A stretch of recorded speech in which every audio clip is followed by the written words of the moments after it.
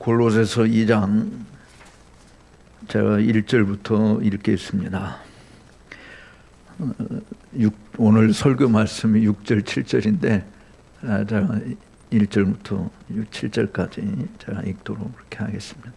내가 너희와 라오디게아에 있는 자들과 물은 내 육신의 얼굴을 보지 못한 자들을 위하여 어떻게 힘쓰는 것을 너희가 알기를 원하노니 이는 저희로 마음의 위안을 받고 사랑 안에서 연합하여 원만한 이해의 모든 부요에 이르러 하나님의 비밀인 그리스도를 깨닫게 하려 함이라. 그 안에는 지혜와 지식의 모든 보화가 감추어 있느니라. 내가 이것을 말하면 아무도 공교한 말로 너희를 속이지 못하게 하려 함이니 이는 내가 육신으로는 떠나 있으나 심령으로는 너희와 함께 있어 너희의 규모와 그리스도를 믿는 너희 믿음에 굳은 것을 기쁘게 봄이라. 그러므로 너희가 그리스도 예수를 주로 받았으니 그 안에서 행하되 그 안에 뿌리를 박으며 세움을 입어 교훈을 받은 대로 믿음에 굳게 서서 감사함을 넘치게 하라. 아멘. 아멘. 기도하겠습니다. 살아계신 하나님 아버지 감사합니다. 이곳에 하늘교회를 세워주시고 주께서 귀한 사자 목사님을 통해서 하나님의 말씀이 신실하게 선포되고 그 말씀을 통하여 양육받으며 주 안에서 아름답게 성장하는 성도들이 오늘 주님의 날을 기억하고 하나님 앞에 나와 예배하는 복을 누리게 하신 것을 진심으로 감사를 드리옵나이다. 은혜로우신 우리 하나님 아버지, 이 시간을 통해서 주님이 홀로 영광을 받아주시고 우리 가운데 친히 임하여 주셔서 우리가 주님의 이름을 지극히 높여드리는 일만이 아니라 주의 나라와 영광을 위한 우리의 삶이 큰 유익을 얻는 은혜의 시간이 되도록 역사하여 주옵소서. 거룩하신 하나님 아버지, 각자 이곳에 찾아온 성도들의 심령이 어떠한지 부족한 종은 잘 알지 못하지만 그러나 주님께서는 우리의 겉모습을 보시는 분이 아니라 중심을 보시는 분이시기에 마음에 품은 생각과 간절한 소원과 기대가 무엇인지 익히 아시오니 저들에게 있어서 불필요한 것들은 제거하여 주시되 꼭 있어야 될 것들은 주께서 은혜로 풍성히 채워주셔서 주 안에서 범사에 감사하며 기뻐하며 늘 깨어 기도하기를 힘쓰는 일꾼들이 되게 하여 주옵소서.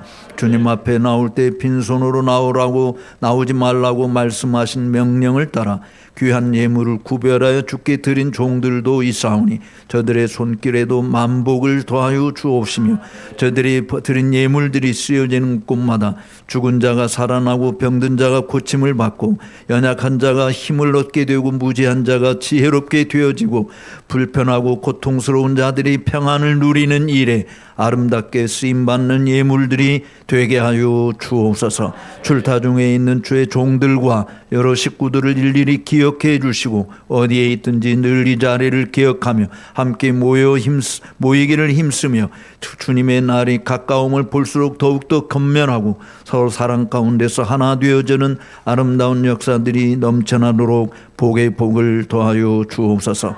심히 연약한 종이 단에서 싸우니 주께서 종의 입술을 주장하여 주시고 살아가는 성도들이 참으로 들을 귀도 있게 하시고 볼 수 있는 눈도 가지게 하시고 깨닫는 마음도 허락하여 주옵소서.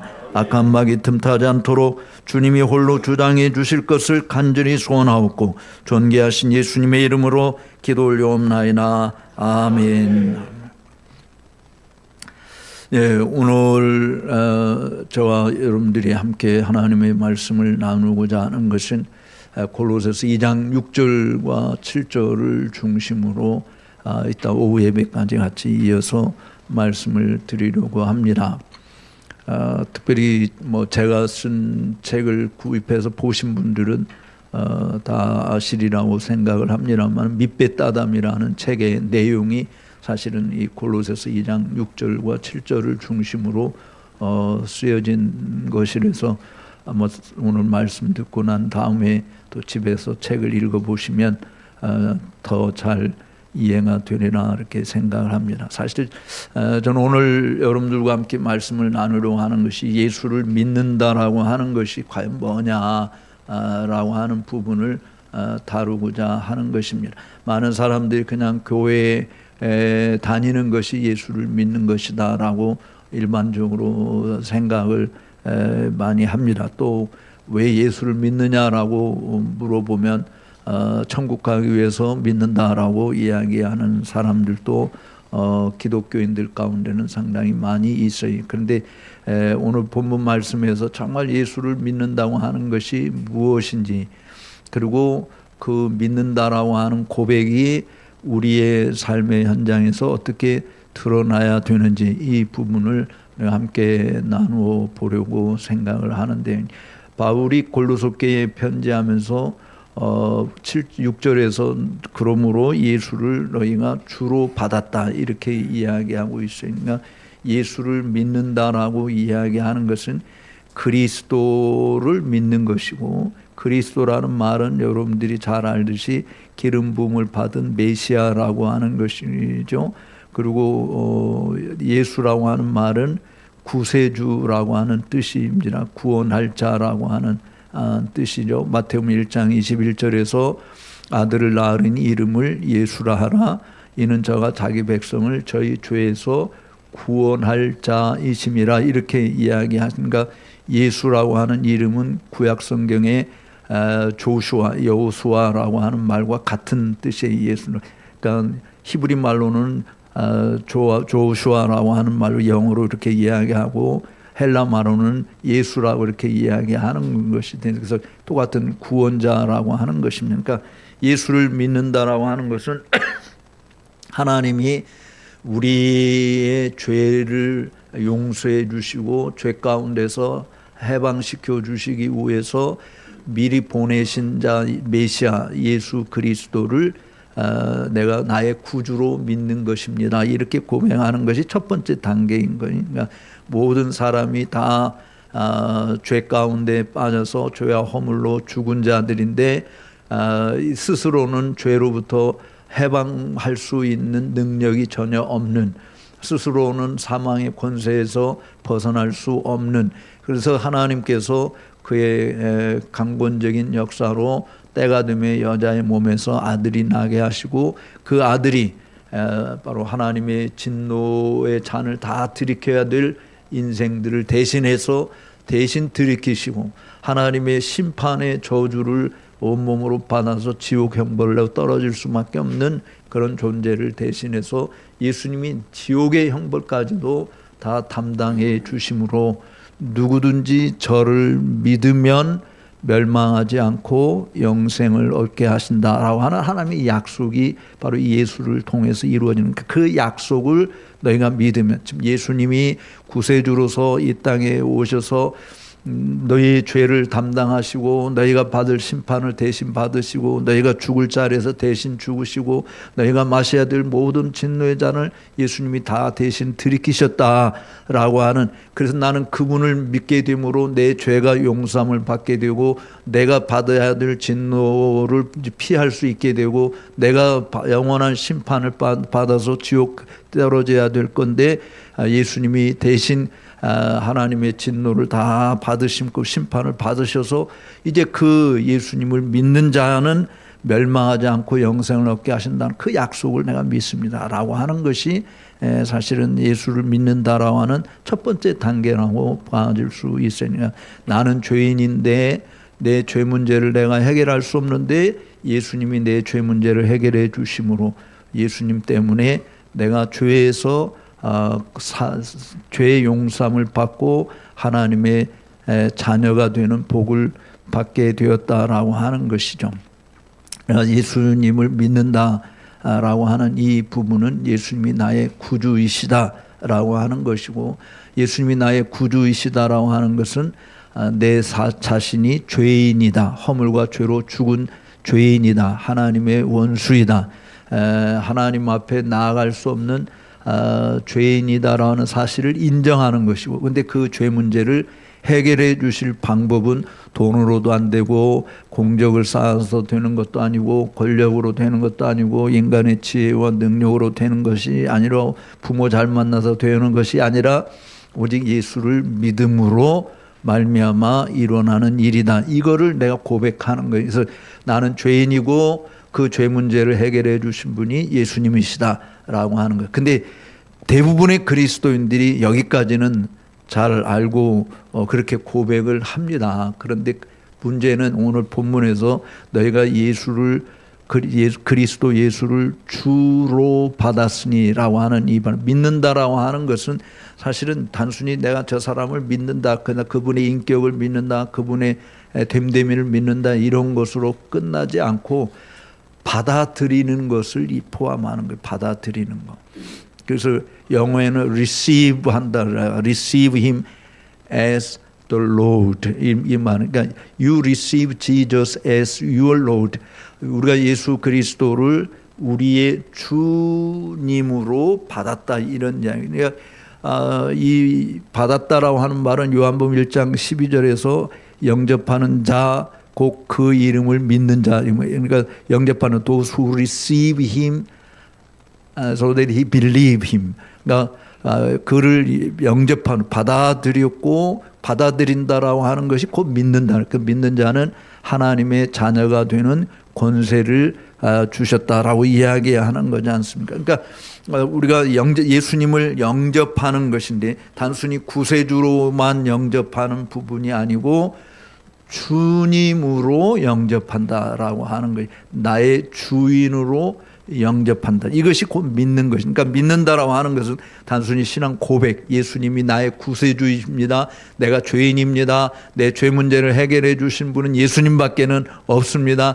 여기에서 머무는 것이 아니고 예수님을 나의 주님으로 모셔드리는 것을 이야기하는 거예요. 근데 이것이 그냥 우리 인간의 의지로 되는 것 같아도 요한복음 1장 12절 이하의 13절에서 가보면 이는 혈통으로나 육종으로나 사람의 뜻으로 말미암은 것이 아니라 하나님에게서 나오는 것이라는 거예요. 예수님이 뭐라고 하냐면 누구든지 하나님이 너희를 내게로 이끌지 아니하면 아무도 내게 나올 수 없다라고 말씀을 하신 거잖아요. 그러니까 예수를 믿는다라고 하는 것은 사실은 내 힘으로 믿는 것 같아도 하나님께서 우리를 그렇게 이끄셔서 믿게 하시는 것이에요. 근데 예수님이 너의 구세주이다, 너의 메시아다, 이 부분으로 끝나는 게 아니라 큐리오스, 로드로, 나의 주님으로 믿는다. 예수님이 부활하신 것을 믿지 못했던 제자들 가운데 도마라는 사람이 있었는데 예수님이 그의 손에 십자가에 못 박힌 거, 또 발에 십자가에 못이 박힌 거, 옆구리에 창으로 찔림을 받은 거, 내가 손으로 직접 만져보고 보지 않고는 못 믿겠다 이렇게 이야기했을 때 예수님이 나타나서 야, 내 손에 못 자고 옆구리에 창 자고 봐라. 근데 네가 나를 본고로 믿느냐? 근데 보지 않고 믿는 자가 복이 있다라고 하면서 믿음 없는 자가 되지 말고 믿음 가진 자라고 이해할 때 도마가 고백한 게 뭡니까? 그 부활하신 주님 앞에서 고백한 것이 뭐였어요? 기억나시는 분이 있어요? 나의 주이시며 나의 하나님이시니이다 라고 이야기한, 나의 주이시고 나의 하나님이시다. 그러니까 예수님을 주님으로 고백한다라고 하는 이 부분은 굉장히 중요한 부분이에요. 예수님을 주로 고백한다. 사실은 여러분들이 고속도로 지나면 고려운단에서 Jesus loves you 이렇게 써놓는 그런 문구를 볼 수 있을 겁니다. 예수님이 여러분을 사랑하십니다. 하나님이 여러분을 사랑하십니다. 그게 좋은 말이긴 하지만 진짜 복음은 뭐냐면 Jesus is the Lord. 예수님이 주이십니다라고 하는 말이 진짜 복음인 거예요.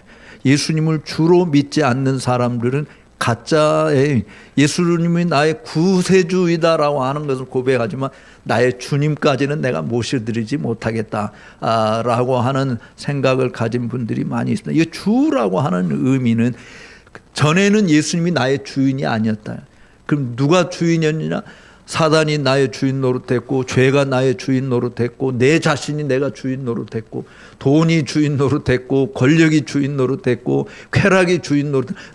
나를 지배하고 다스리는 주인이 예수님이 아닌 다른 존재였는데, 이제는 내가 예수님을 구세주로 믿는다라고 하는 것만이 아니고 그분이 나의 주이시다라고 하는 것이, 그러니까 주인이라고 하는 이 부분은 사실은 우리가 어떤 말을 써야 잘 이해가 되냐면, 노예라는 말을 쓰게 되면 잘 이해가 될 겁니다. 주인은 우리가 영화 같은 데서 이 주인과 노예의 관계를 보면, 노예에게는 자유가 있어요, 없어요?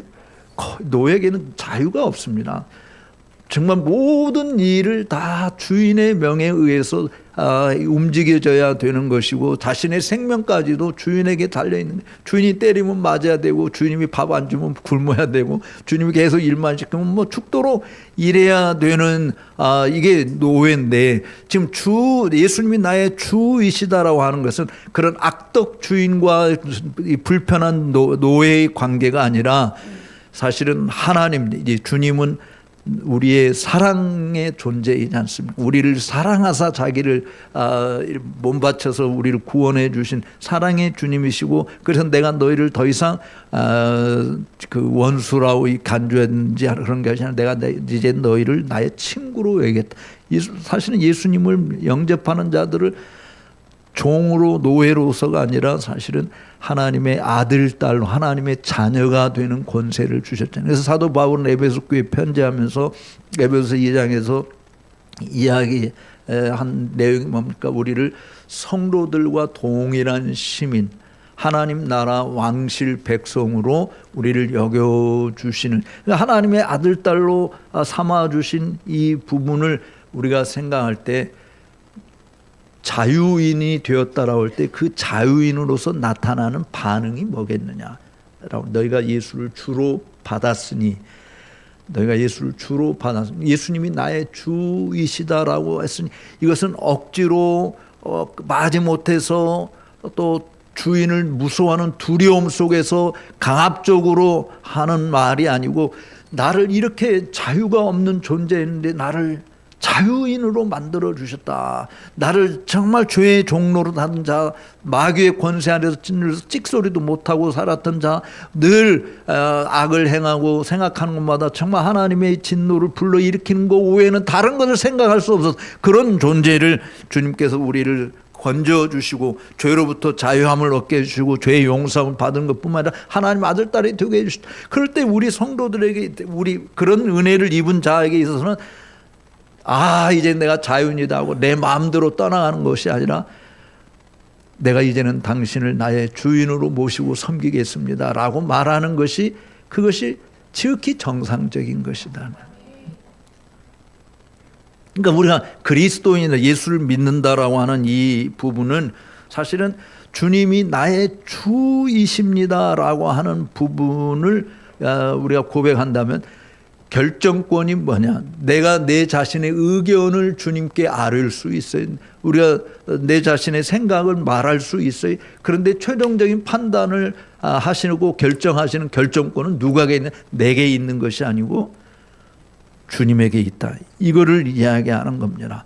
일반적으로 주인과 노예의 관계는 결정권만이 아니라 말할 권리도 우리한테 안 줘요. 말했다가는 어디서 말대꾸야 하고 얻어 터지게 되어지고, 그냥 시키는 대로 해야 될 부분이 있어요. 주인은 우리의 생각을 전혀 물으려고 하지도 않습니다. 알려고 하지도 않아요. 그냥 자기가 원하는 것을 다 해주는, 해야만이 하는 것이 종인데, 근데 예수님과 우리의 관계, 내가 예수님을 믿는다라고 이야기하는 것은 그런 관계가 아니고, 우리의 생각을 주님이 모르시는 거 아니고, 주인은 사실 인간관계에서 주인, 나의 상정과 내 자신의 관계는 내 생각을 전혀 모르는 거죠. 근데 주인은 다 아세요. 그럼에도 불구하고 말해봐라, 할 말이 있으면 하라. 그런데 하나님께서는 너의 결정대로가 아니고, 실제로 예수님이 우리에게 보여주신 그 과정이 그런 거잖아요.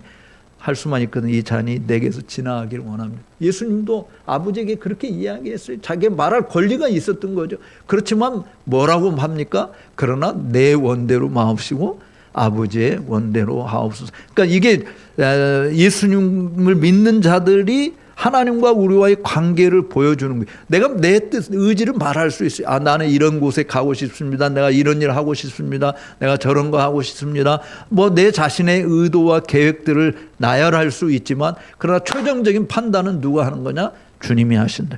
왜냐하면 주님이 나의 주이시기 때문에. 그러니까 너희가 예수님을 주로 받았으니, 이것은 우리의 신앙 고백이에요. 이건 신앙 고백. 그러면 그렇게 신앙 고백하는 것으로 끝나버리는 것이 아니고, 믿음은 뭐가 없으면 죽은 거예요? 행함이 없는 믿음은 죽은 것이다 라고 야고보서에서 이야기하고 있는 거 우리가 잘 알고 있습니다. 행함이 없는 믿음은 죽은 것이다. 야고보가 왜 야고보서 2장에서 그와 같은 일이 있는가? 그러니까 나는 내가 행함으로 내가 믿는 믿음이 참된 것임을 증명하겠다라고 하는 것이지 않습니까? 그러니까 내가 예수님을 나의 주로 모셨다라고 하는 그 증거가 뭐냐? 어떻게 그걸 증명할 것이냐라고 하는 거예요. 여러분들이 예를 들어서 뭐 우리 기도하신 진 집사님 진씨 가문이라고 하는 그걸 어떻게 증명하겠어요? 당신 진짜 진씨 가문인 걸 뭘로 증명하겠냐? 증명 뭘로 하겠어요? 물어보면 뭐라고 해서 그러면 이제 주민등록 등본을 떼든지 호적 등본을 떼든지 뭐 해서 보여주고, 그것도 못 믿겠다고 이야기하면 부모님 대동해서 부모님 돌아가시고 없다 그러면 뭐 역사 속에 남아있는 뭐 이런 것 드러내서 내가 진씨 가문이라고 하는 것을 증명하고자 노력하듯이, 여러분들이 정말 예수 그리스도를 구세주요 주인으로 모시고 있다, 내가 이제는 주님의 사람이다, 하나님을 믿는 하나님의 백성이다라고 하는 뭘로 증명하겠는가? 행함으로 증명해야 되는 거예요. 행함으로. 그러니까 지금 오늘 골로새서 2장 6절에서 자, 너희가 그리스도 예수를 주로 받았으니 어떻게 하라고 그랬어요? 그 안에서 행하라라고 하는, 그러니까 우리의 행동 범위가 정해져 있는 거예요. 주님 안에서 행동하는 것이다. 내가 두 주인을 섬길 수 없다고 예수님도 그렇게 말씀했잖아요. 그러니까 우리가 이렇게 양다리 걸치는 사람들도 있어요. 신앙생활하면서 양다리 걸치는 사람. 여러분들이 개인적으로 양다리 걸치는 사람 좋습니까?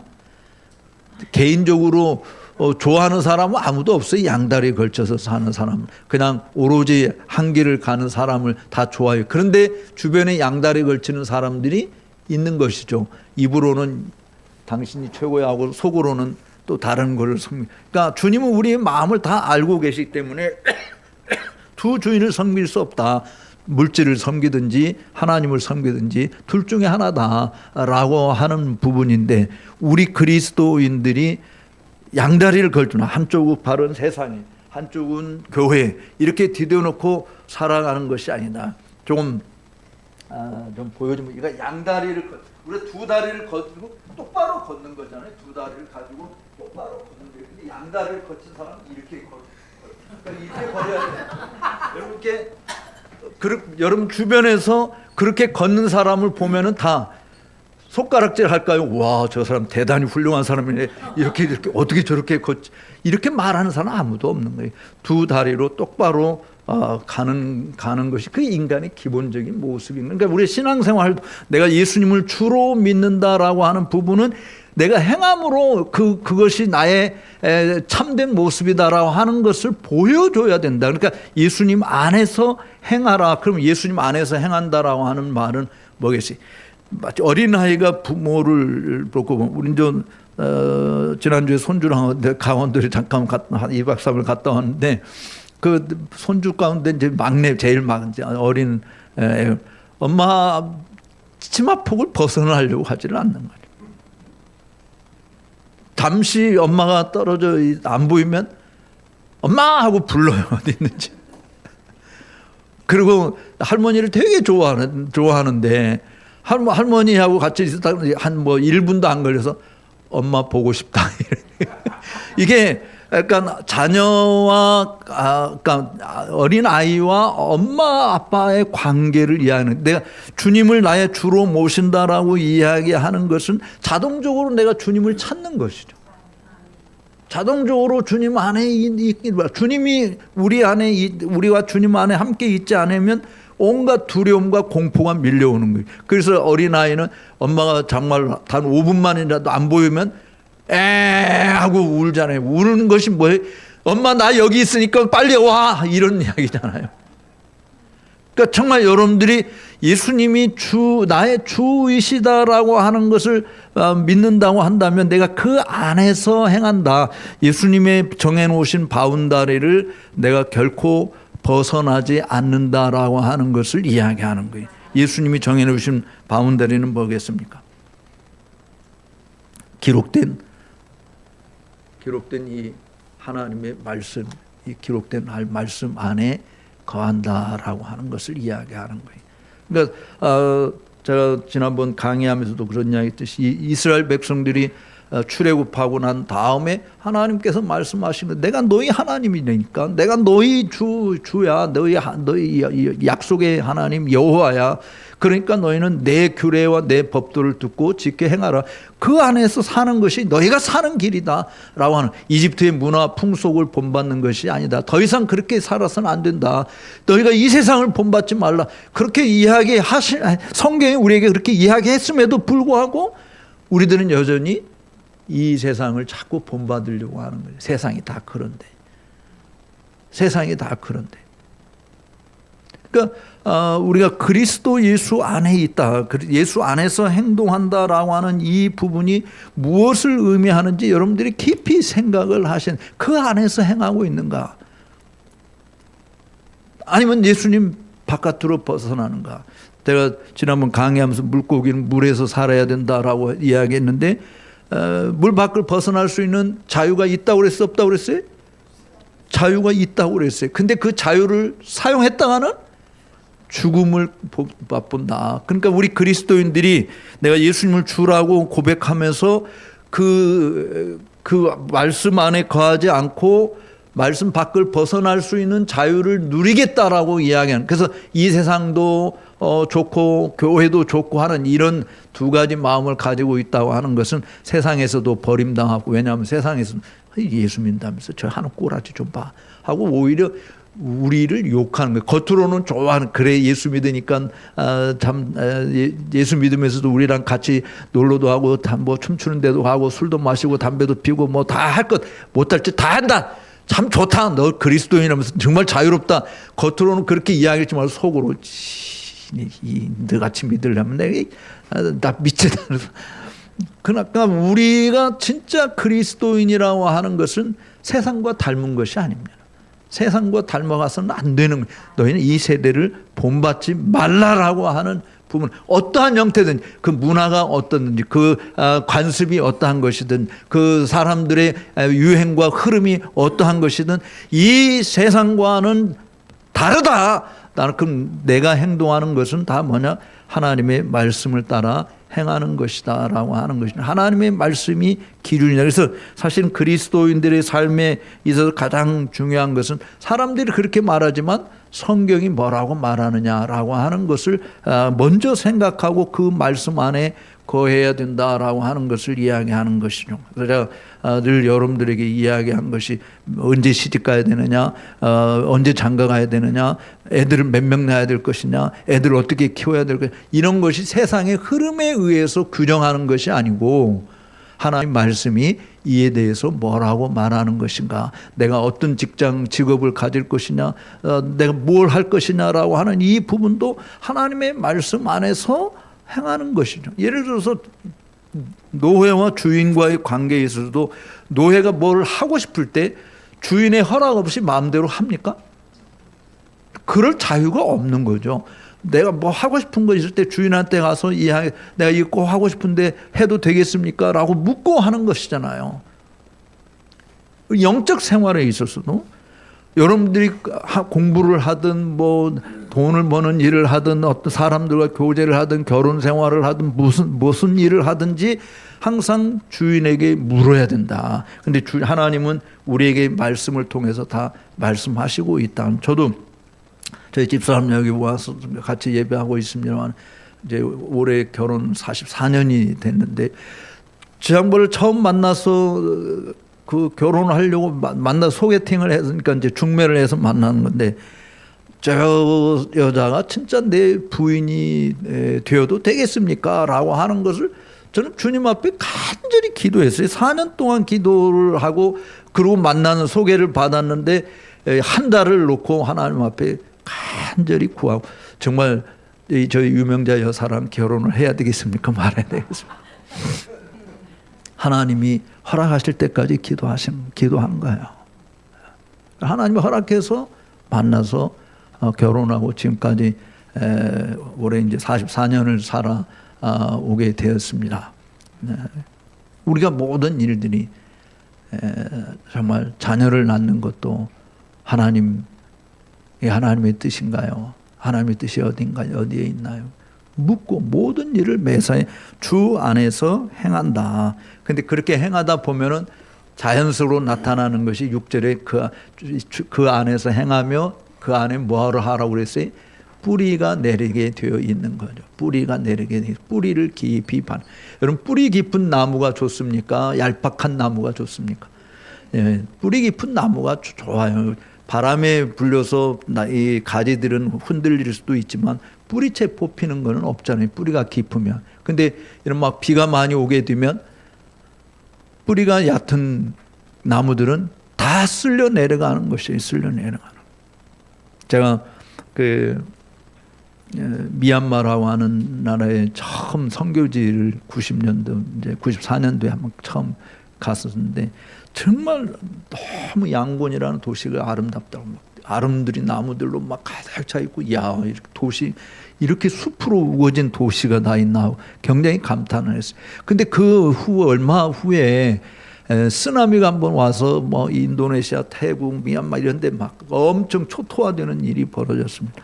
그러고 나서 이제 제가 그 미얀마를 다시 갔는데 이 그 양곤이라고 하는 수도 그 당시 수도 도시에 그 나름대로 나무들이 말해서 숲으로 가득 찼던 것이 공항에서 내려서 시내로 들어가는데 휑한 거예요. 나무들이 다 쓰러지고 없어요. 다 휑한 거예요. 그 내가 물어봐 아니 그렇게 큰 나무들이 많았는데 왜 나무들이 이렇게 다 쓰러졌습니까? 라고 물어보니까 쓰나미 때문에 그런 건데 미얀마 땅에 150년 동안 한 번도 폭풍우가 몰아친지 무슨 태풍우가 몰아친 이런 것이 없었다는 비가 오는 건 있었어도 그렇게 엄청난 강한 것이 온 적이 없으니까 이 나무들이 전부 다 뿌리를 내리는데 땅속 깊이 뿌리를 내리는 것이 아니고 다 옆으로 뿌리를 내린 거예요. 왜냐하면 이게 곧 바람이 막 불고 막 태풍 오라 이게 안 넘어지려고 발부둥 치면서 뿌리가 땅으로 막 들어가는 건데 그런 게 없으니까 나무들이 그냥 옆으로만 이렇게 번진 거예요. 그래서 겉으로는 굉장히 큰 나무들을 이루었지만 이 쓰나미가 한번 밀려오니까 그 좋은 나무들이 그냥 다 쓰러지고 만 것이다. 그러니까 여러분들이 겉으로는 교회에서 목사이고 장로이고 집사고 뭐 권사고 이런 화려한 것들을 가질 수 있지만 한번 태풍이 여러분에게 몰아칠 때 환란이 닥치게 될 때 정말 경제적으로 어려움을 겪게 될 때 핍박을 받게 되어질 때 내 믿음의 뿌리가 견고해지면 그런 것들에 의해서 흔들리는 것은 있을 수 있어요. 바람이 불면 당연히 낙엽이 흔들려야 되죠. 그런데 꺾여지거나 뿌리채 뽑히는 일들은 있어서는 안 된다. 근데 우리가 씨 뿌리는 비유에서 다 보듯이 길가의 밭이나 돌짝밭이나 가시밭은 이런 것들은 열매를 전혀 맺지 못하는 것이 되잖아요. 잠시 말씀으로 인해서 기뻐할 수 있지만 환란이나 핍박이 온다든지 재물의 유혹에서 시험이 된다든지 할 때는 아무런 결실을 맺지 못하는 것이 된다. 그러니까 그것이 뿌리가 깊지 않기 때문에 일어나는 일이라고 한다면 우리가 뿌리를 내리는 일을 해야 된다. 그 뿌리를 내리게 하기 위해서 하나님께서 우리를 사용하시는데 반드시 뭐를 사용하시느냐? 환란이나 어려움이나 고통이나 병듦이나 아픔들을 통해서 뿌리 내리게 하신다. 제가 오늘 아침에 제 유튜브 방송 녹화하면서 왜 하나님이 교회에 거짓 교사들, 이단들을 허용하실까? 그런 제목으로 이제 방송을 녹화를 했는데 하나님께서 우리 그리스도인들에게 거짓 교사들, 이단들을 교회 안에 허용하시고 있는 이유가 뭔가? 진짜가 무엇인지를 드러내시기 위한 방편이다. 그러니까 이스라엘 백성들이 주변에 수많은 우상들이 있지만 이스라엘 가운데 뭐 다윗이 골리앗과 맞서서 싸우면서도 그렇게 이야기했잖아요. 이스라엘 중에 하나님이 계심을 알게 하겠다 말이에요. 그러니까 우리 주변에 그와 같은 불편한 일들이 생기는 이유는 뭐냐? 너희가 믿음 가운데 있니? 내가 진심으로 마음을 다하고 힘을 다하고 뜻을 다하고 목숨을 다하여 내 주 너의 하나님을 사랑하는지 내가 시험하여 봄이라, 이런 거거든요. 그러니까 하나님의 뜻이 우리에게 뭐냐라고 하는, 내가 왜 이런 고통을 당해야 되지? 내가 왜 이런 아픔을 겪어야 되지? 여러분들이 정말 뭐 암 환자가 되었다고 한다든지 내가 정말 경제적으로 파산의 지경에 이르렀던, 이럴 때 정말 내 믿음이 진짜인지 아닌지를 보는 거죠. 그러니까 그런 환난을 통해서 내 믿음의 뿌리를 깊이 내리게 되어지면 하나님이 죽은 자도 살리시고 메마른 나무까지도 무성케 하시는 그런 능력을 맛볼 수 있는 것이 되는 것이에요. 그런데 그런 믿음의 뿌리가 없으면 나도 그냥 왕창 무너지게 되는 거예요. 그래서 하나님의 능력을 경험할 수 있는 기회가 전혀 없는 것이 되고 마는 겁니다. 그러니까 우리에게 오는 어려움들, 아픔들, 고통들, 재난들, 이런 것들이 우리에게는 정말 고통스러운 거예요. 없었으면 좋겠어요. 그렇지만 하나님께서는 모든 것을 합력하여 다 선을 이루신다라고 하는 그 하나님의 말씀도 있으니 우리가 그걸 믿고 내가 믿음의 뿌리를 깊이 내리게 되어지면 결과적으로 어떤 일이 벌어지는가? 그 후에 높이 세움을 입게 되는 것이죠. 그래서 많은 사람들이 와서 깃들임을 받게 되는 거목이 될 수 있는 거예요. 그런데 그런 그 믿음의 깊이 뿌리를 못 내리고 있으면 세움을 받는다라고 하는 것은 불가능한. 이 분재는 아무리 잘 가꿔도 성장이 없습니다. 그냥 10년이고 100년이고 그냥 늘 그 모습이. 여러분 분재가 좋습니까? 아니면 물론 분재하는 사람들은 분재가 좋다고, 분재도 값이 많이 나가니까 관상용으로 뭐 하겠지만 하나님은 왜 여러분들이 분재되기를 원하는 게 아니에요.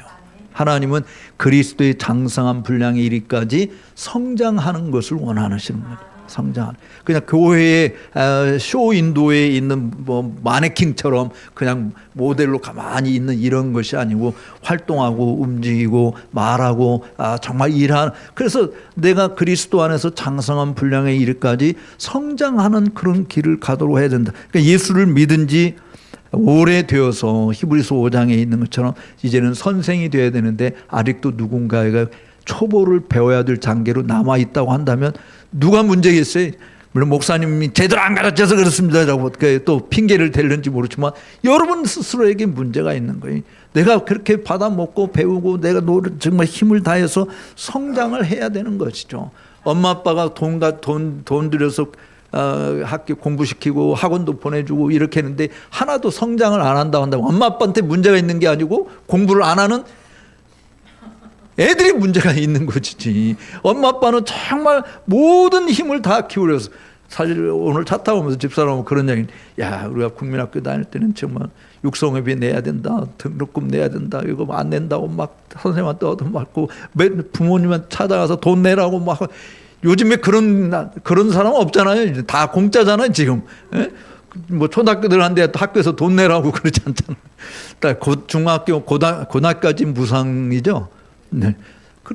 그렇게 하는데도 공부 안 해. 우리 때는 정말 부모가 허리띠를 졸라면서 돈 내서 공부하라고, 돈이 아까워서 열심히 한다. 물론 그때도 안 하는 사람들은 뭐 안 하지만 어쨌든 안 하는 우리가 문제가 있는 것이지 부모한테 문제가 있는 것이 아니다. 그러니까 우리들이 해야 할 일이 뭐냐? 하나님은 우리에게 교회를 통해서 필요한 것들을 공급해 주신다. 그래서 교회를 뭐라고 칼빈 선생님이 이야기했냐면 마테르 피델리움이라는 말을 쓰는데 Mother of Believers, 그러니까 신자들의 어머니다. 교회를 그렇게 이야기했어요.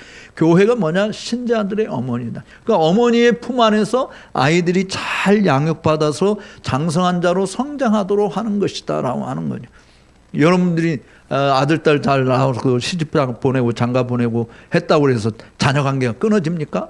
여전히 엄마 하면 오냐 하고 안기고 아빠 하면 오냐 오라 이런 것이잖아요. 부모 관계로. 그러니까 교회라고 하는 것은 내가 하나님의 말씀으로 잘 양육하고 그 말씀을 통해서 양육받은 성도들이 자기의 그 역할을 충실히 하도록 그리스도의 장사물에게 성장하도록 하는 것이. 그래서 진짜 효도하는 효자 효녀들은 어떤 사람인가?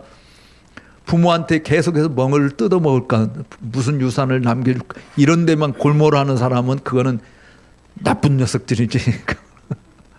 근데 어떻게 하면 엄마 아빠를 기쁘게 해드릴까, 엄마 아빠가 편안하게 노후 생활을 지낼 수 있도록 내가 어떻게 하면 정말 그렇게 할래. 그게 효자 효녀 아니겠어요? 똑같이 성도들도 교회를 통해서 내가 뭔가를 뜯어먹기를 기대하는 사람, 그건 여러분들이 아직도 애들이나 다를 바 없는. 근데 내가 하늘교회를 세우는데 내가 어떤 역할을 할 것인가, 어떻게 기여할 것인가.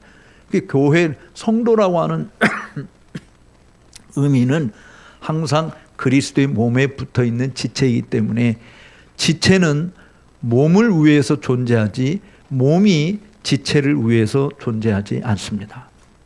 이해되시죠?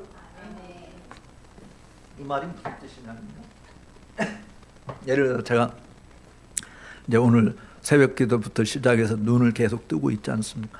이따 다 예배 마치고 갈 때 눈이 저한테, 창원아, 내가 오늘 새벽 5시부터 눈 떠가지고 지금까지 눈 뜨는데 너무 피곤하거든. 더 운전하고 알아서 가. 나 눈 감고 갈게. 만약에 눈이 그렇게 이야기한다면 나보고 어떻게 하라는 거예요? 죽으라는 거랑 똑같은 거지. 내가 눈 감고 운전을 해보세요.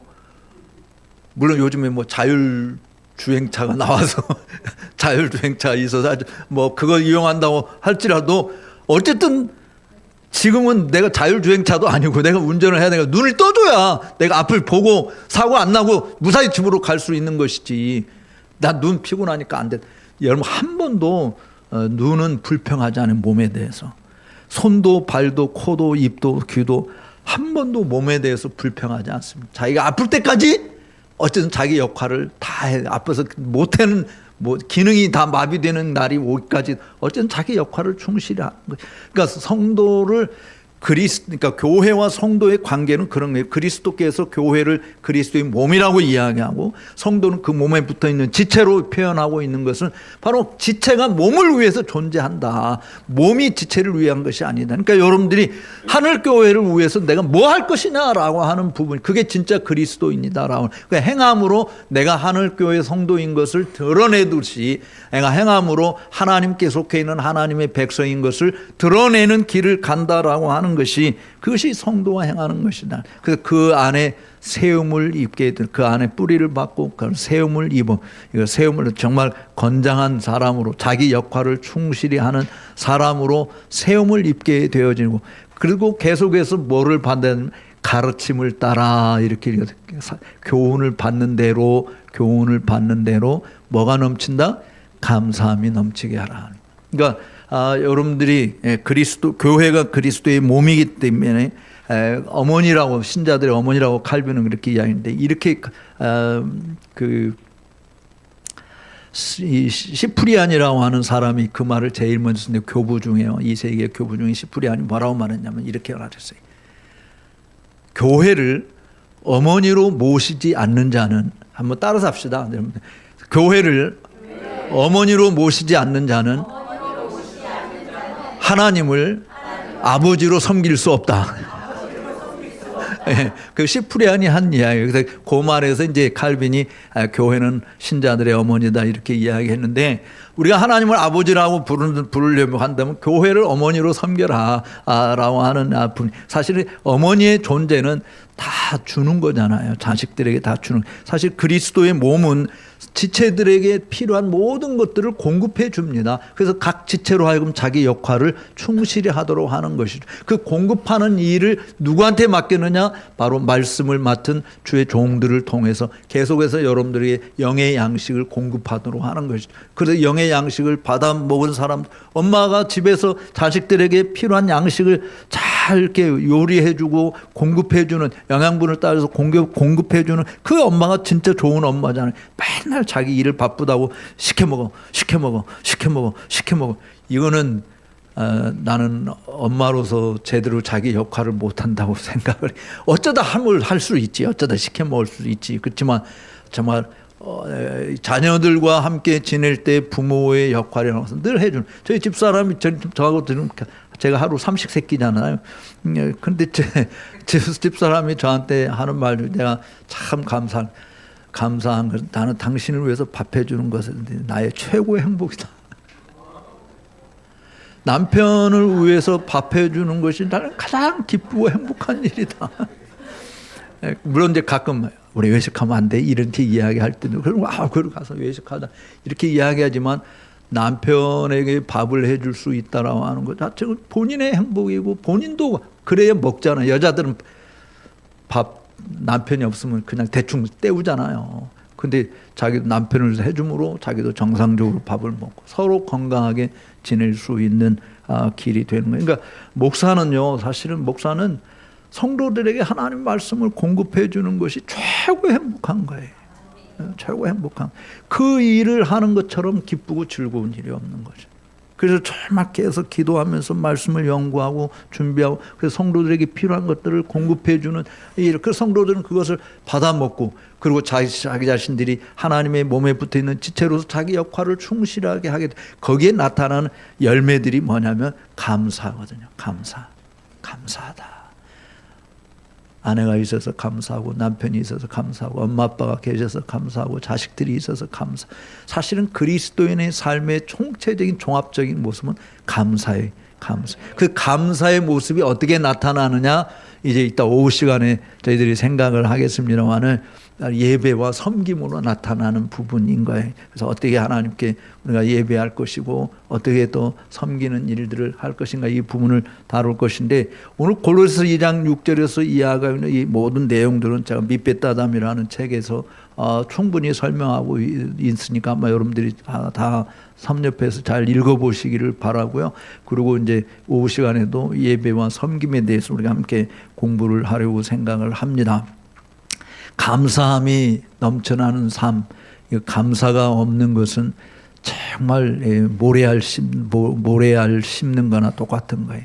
성도의 삶 속에서요, 감사는 정말 윤활유와 같은 것이에요. 감사가 풍성한 것이 그것이 성도들의 삶의 특징이어야 된다.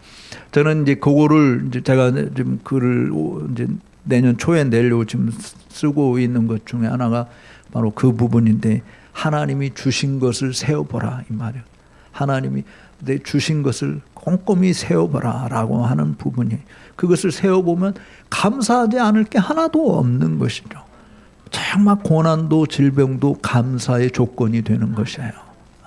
우리가 어려움을 겪는 것도 다 감사의 조건이 될 수 있는. 왜냐하면 하나님께 더 가까이 나아갈 수 있는 기회가 되기 때문에 하나님께 바짝 붙을 수 있는 기회가 되기 때문에 여러분 앞으로 보면 엄마의 존재가 얼마나 절실한 것인지를 깊이 깨닫게 되잖아요. 애들은요. 아플 때 누가 와서 호호해주고 누가 와서 안아주고 쓰다듬어 주겠어요. 엄마니까 하는 것이죠. 그러니까 엄마의 품 안이 있는 거예요. 그러니까 똑같이 우리가 우리에게 닥치는 일들이 어떠한 것이든 범사에 감사, 좋은 일이 있을 때만 감사하는 것이 아니고 나쁜 일이 있어도 감사를. 그래서 감사함이 그냥 이 골로새 2장 7절에서 뭐라고 하냐면 감사함이 뭐하게 하라? 넘치게 하라. 감사함이 넘치게. 그냥 쫙 아주 간질맛 나게 그렇게 감사하지 말고 감사함이 넘치게 하라. 그래서 여러분들이 하나님 앞에 감사함금 드리는 것도 억지로 인색함으로 하는 것이 아니라 넘치게.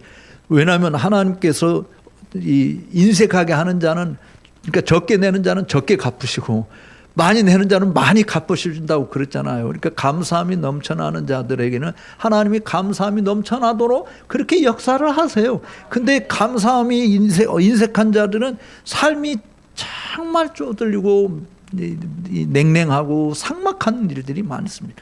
감사한 일이 많아. 자녀들도 부모 관계 잘 가지고 있는 자녀들은 엄마 아빠에게 늘 감사해요, 고마워요. 정말 이런 표현들을 하는 것이 엄마 아빠의 관계가 좋은 관계를 가지는 건데 나쁜 녀석들은 어떤 말을 합니까? 제가 이번에 새로 쓴 책 하나님이 주신 것에서 쓴 책입니다. 엄마 아빠가 나한테 해준 게 뭐가 있어? 이렇게 말하는 게 나쁜 놈들이지. 지금 낳아준 것만 해도 고맙고 감사한 것인지 사실은. 근데 엄마 아빠가 나한테 해준 게 뭐가 있어? 이런 식으로 대드는. 그러니까 우리가 신앙생활도 똑같아. 내가 하나님인데 하나님 나한테 해준 게 뭐가 있어요? 이거 한번 곰곰이 생각해 보는데 하나님이 나한테 주신 것이 뭔지를 곰곰이 생각해 보고 정말 하나님께 감사함이 넘쳐나게 하는 이 일은 우리 그리스도인들만이 할 수 있는 특징이다라고 하는 것이죠. 따라서 오늘 저는 말씀을 맺으려고 하는데요.